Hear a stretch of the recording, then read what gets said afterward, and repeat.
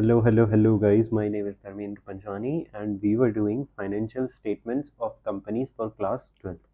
हमने हमारी last class में पढ़ा था अबाउट नॉन करंट लाइबिलिटीज कि नॉन करंट लाइबिलिटीज एक हेड होता है बैलेंस शीट में और उसके अंदर कौन कौन से अदर हेड्स होते हैं, ठीक है, अदर माइनर हेड्स होते हैं। अब हम पढ़ेंगे इसके आगे से which is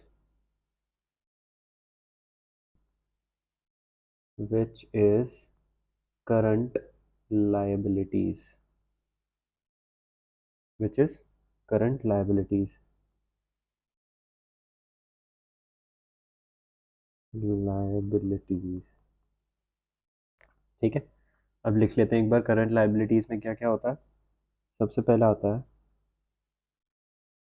short term borrowings, ठीक है। फिर आता है हमारा ट्रेड पेबल्स,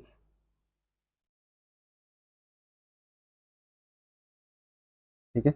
ट्रेड पेबल्स आता है नेक्स्ट। उसके बाद आता है अदर करंट लाइबिलिटीज,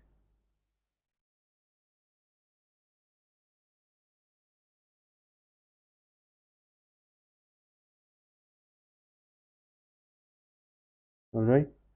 फिर लास्ट जो आता है वो आता है शॉर्ट टर्म प्रोविजंस,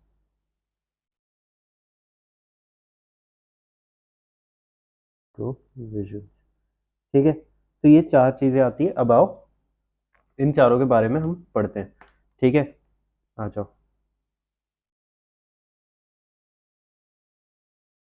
यहाँ पे लिख लेते हैं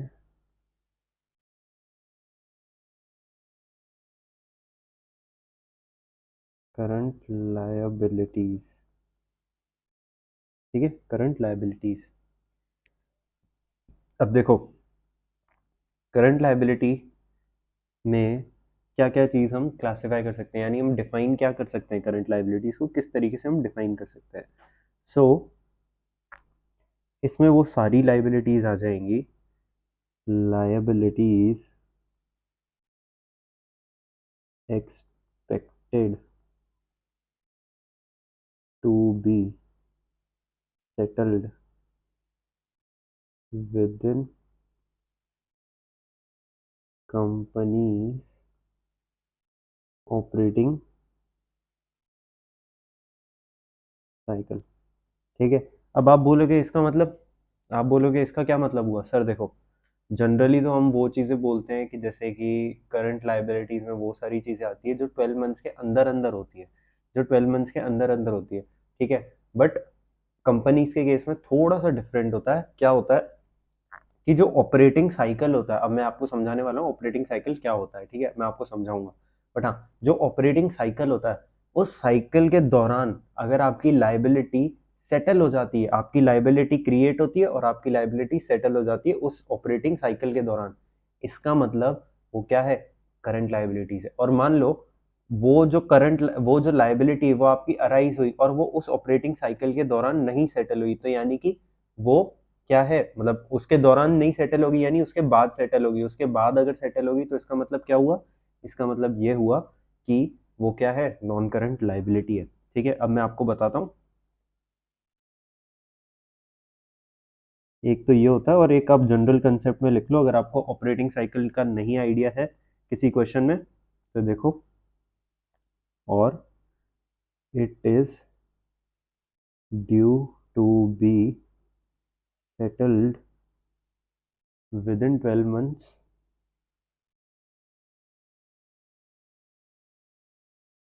months after the date of balance sheet. After the date of balance sheet का मतलब क्या हुआ, ये देखो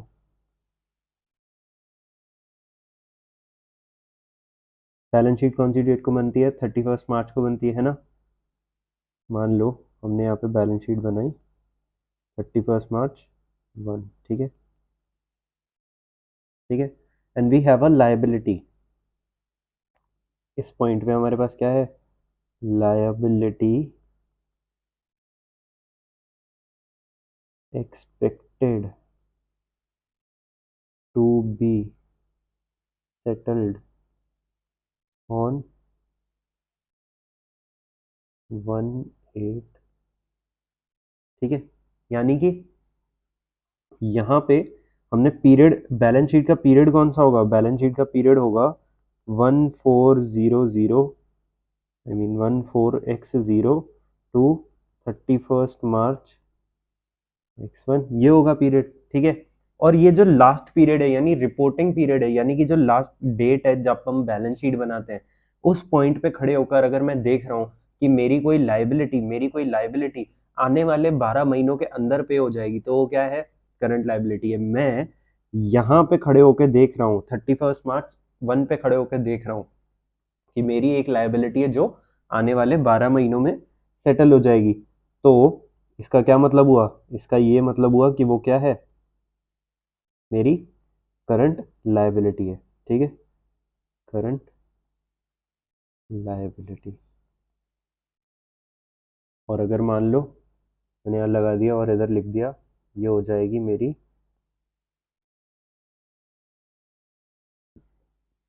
फर्स्ट में of the second year, first में सेकेंड ईयर में अगर मेरी लायबिलिटी हो रही है, ठीक है, ये डेट कौन सी होगी, ये डेट होगी 31/3, और यहाँ पे आता है फर्स्ट में, ठीक है। तो ये फर्स्ट में जो सेकंड है उसका क्या है, यहाँ पे जो मेरी लाइबिलिटी आएगी वो क्या होगी, non current liability, non current liability होगी, ठीक है। आ जाओ, अब मैं आपको एक बार बता देता हूँ ऑपरेटिंग साइकिल क्या होता है।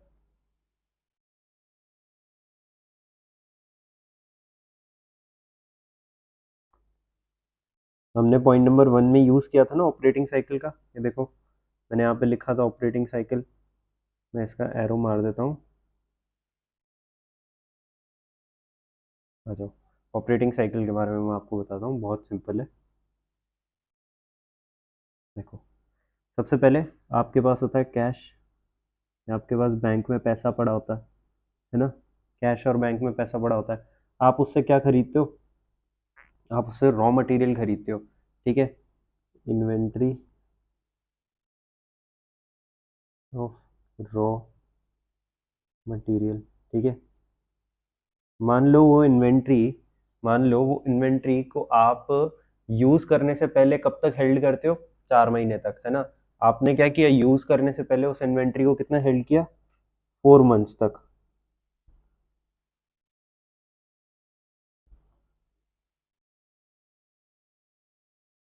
ठीक है, 4 महीने तक यूज किया, आई मीन होल्ड किया, ठीक है। उसके बाद आपने क्या किया, वर्क इन प्रोग्रेस, आपने उस इन्वेंट्री को काम पे, आई मीन काम पे लगाने का मतलब नहीं, आपने उस इन्वेंट्री का क्या किया, उस इन्वेंट्री को फिनिश प्रोडक्ट में कन्वर्ट करने का काम चालू कर दिया, फिनिश प्रोडक्ट में कन्वर्ट करने का काम चालू कर दिया, ठीक है। और ये जो प्रोडक्शन है, ये जो वर्क इन प्रोडक्शन है, ये कितना टाइम ले रहा है, मान लो ये टाइम ले रहा है, प्रोडक्शन प्रोसेस कितना टाइम तक चलता है, 3.5 मंथ्स, ठीक है। प्रोडक्शन प्रोसेस कितना चल रहा है, 3.5 मंथ्स तक चल रहा है। आई बात समझ में, आ जाओ। उसके बाद, उसके बाद मान लो फिनिश गुड्स बन जाता है, मान लो क्या बन ही जाता है, ठीक है, inventory of finished goods, inventory of what, finished goods, inventory of finished goods, ठीक है। और मान लो ये आप इन्वेंट्री है, ये आप हेल्ड करते हो 2.5 मंथ्स के लिए,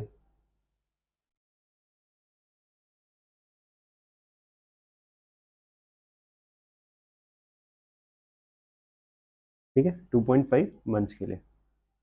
अब देखो, आपने क्या किया, इसको सेल कर दिया, ठीक है, सेल आपने क्या किया, क्रेडिट सेल किया, ठीक है। और उससे क्या हुआ, ट्रेड रिसीवेबल्स हो गया, क्रेडिट सेल किया और उससे क्या हुआ, ट्रेड रिसीवेबल्स हो गया। और आपने क्रेडिट पीरियड कितना दिया, क्रेडिट पीरियड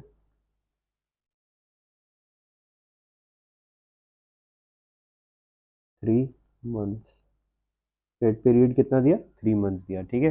और ये क्रेडिट पीरियड जब खत्म होगा तो वापस ट्रेड रिसीवेबल्स क्या दे देंगे हमको, कैश दे देंगे। क्या दे देंगे, कैश दे देंगे।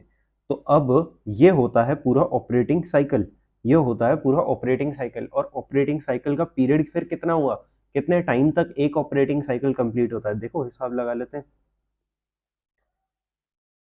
यहाँ पे लिख लेता हूँ।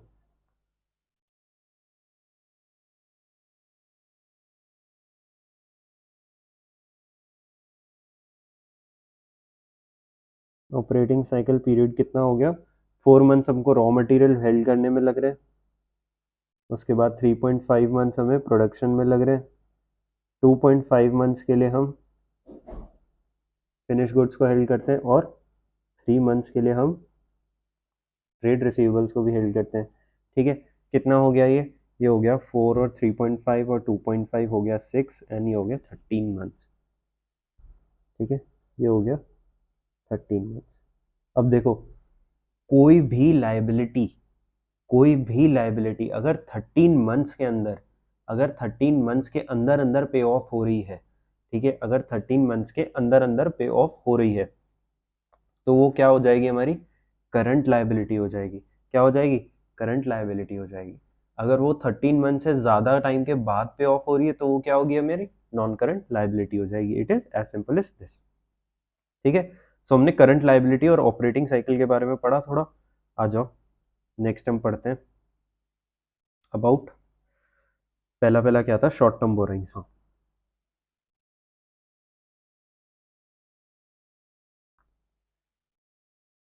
शॉर्ट टर्म बोरिंग्स, ठीक है, शॉर्ट टर्म बोरिंग्स हो गया, ठीक है। अब शॉर्ट टर्म बोरिंग्स क्या होता है, शॉर्ट टर्म बोरिंग्स बहुत सिंपल है। हमने बोरिंग्स की, ठीक है, हमने बोरिंग्स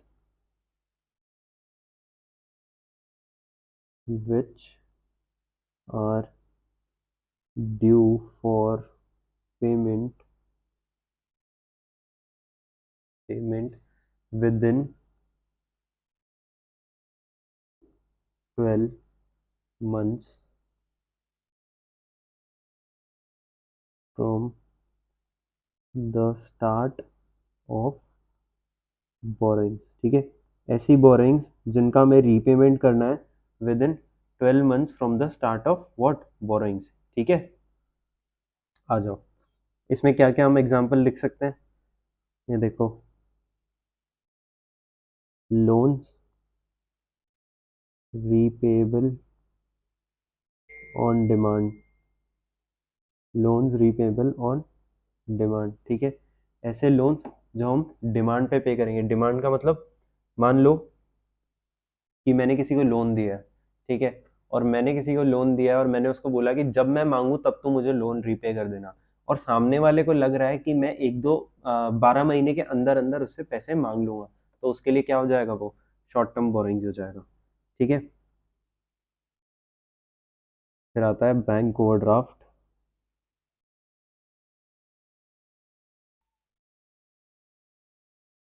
ठीक है, बैंक ओवरड्राफ्ट। और क्या लिखते हैं, current maturities of long term debt. Sir इसका क्या मतलब हुआ, current maturities of long term debt. आ जाओ मैं एग्जांपल में बता देता हूँ, देखो,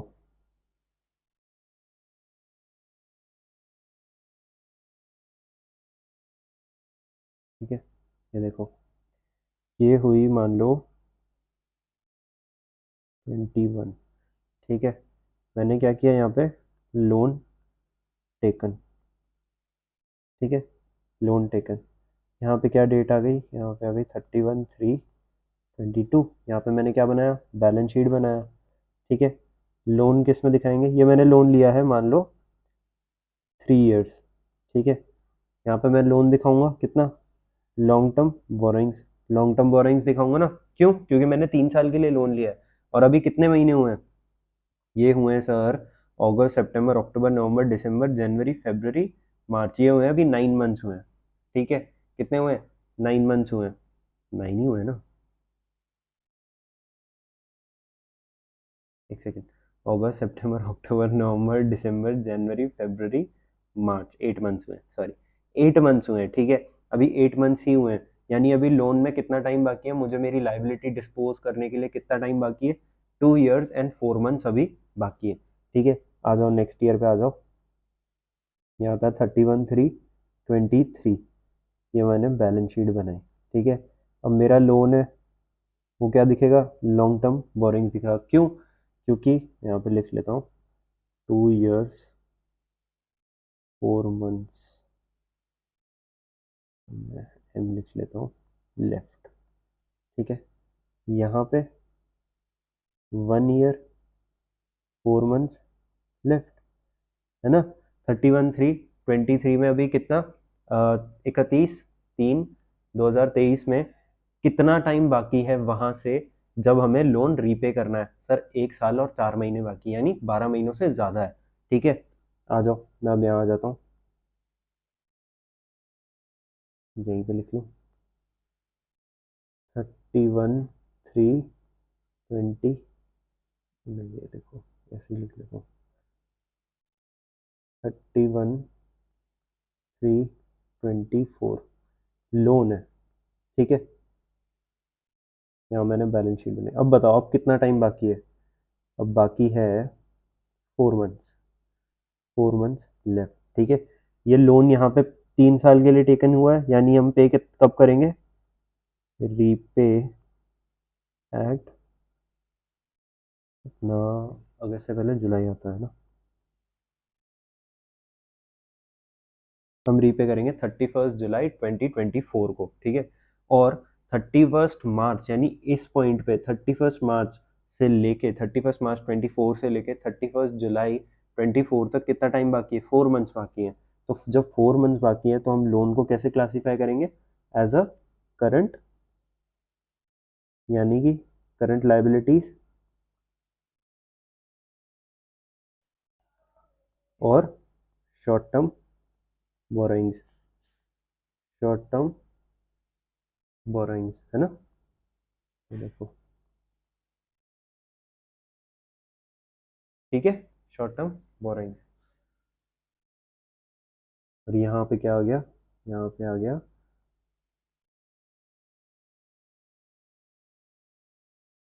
लोन रीपे, इस पॉइंट पे हम लोन क्या करेंगे, रीपे कर देंगे, ठीक है। आई मेरी बात समझ में, आ जाओ।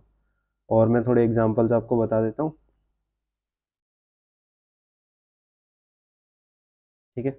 और मैं थोड़े एग्जांपल्स बता देता हूँ, loan from parties repayable with in 12 months, ठीक है। सेम जो हमने डेफिनेशन लिखी, उसके बाद और क्या लिखेंगे, डिपॉजिट्स हमने लिए, शॉर्ट टर्म डिपॉजिट्स लिए, ठीक है। और कोई अदर भी आ सकता है, अदर लोन्स, ठीक है, कोई अदर लोन्स। आई बात समझ में। नेक्स्ट हमारा जो था वो था trade payables, which is under current liabilities, trade payables. तो ट्रेड पेबल्स बहुत सिंपल है, आपको पता भी है ट्रेड पेबल्स क्या होता है। ट्रेड पेबल्स में दो चीज़ें आती हैं, विच इज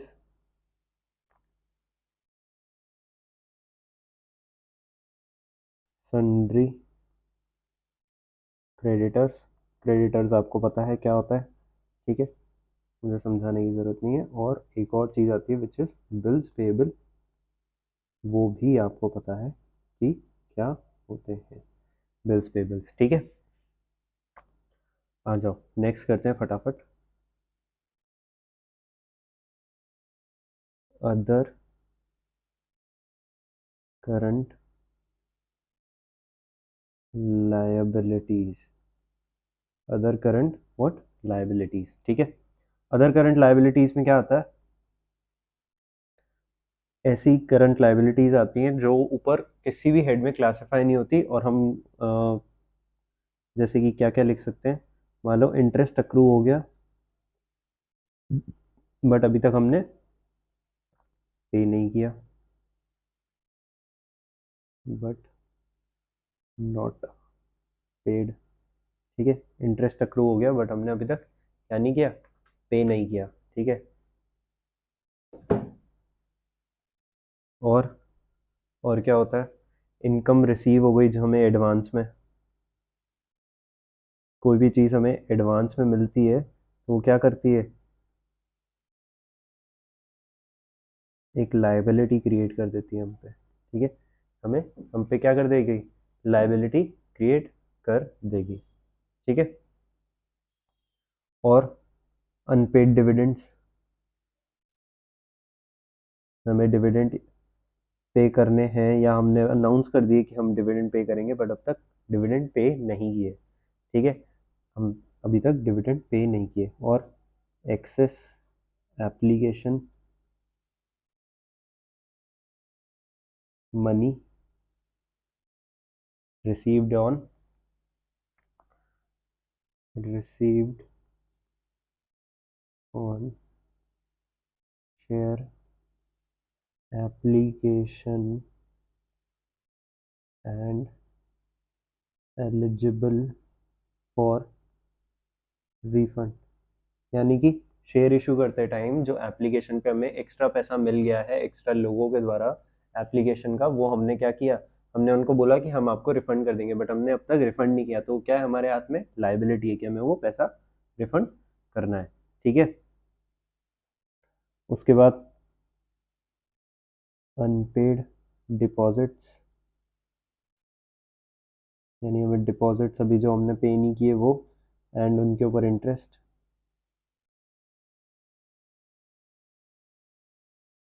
ठीक है, और और क्या आ सकता है, आप और भी काफ़ी चीज़ें लिख सकते हो बट हाँ मैं जनरल इन जनरल यहाँ पे लिख देता हूँ अदर पेबल्स। ठीक है, अदर पेबल्स यहाँ पे लिख देता हूँ, जैसे कि कॉल्स एंड एडवांस, आपको कोई चीज़ एडवांस में मिल गई तो आपके लिए लाइबिलिटी हो गई। ठीक है, आउटस्टैंडिंग एक्सपेंसेस, आपको एक्सपेंसेस अभी पे करने हैं और आपने अभी तक पे नहीं किए तो आपकी क्या है, लाइबिलिटी है। ठीक है, आपको टैक्स पे करना है तो वो भी क्या हो जाएगा, आपका अदर करंट लाइबिलिटीज में आ जाएगा।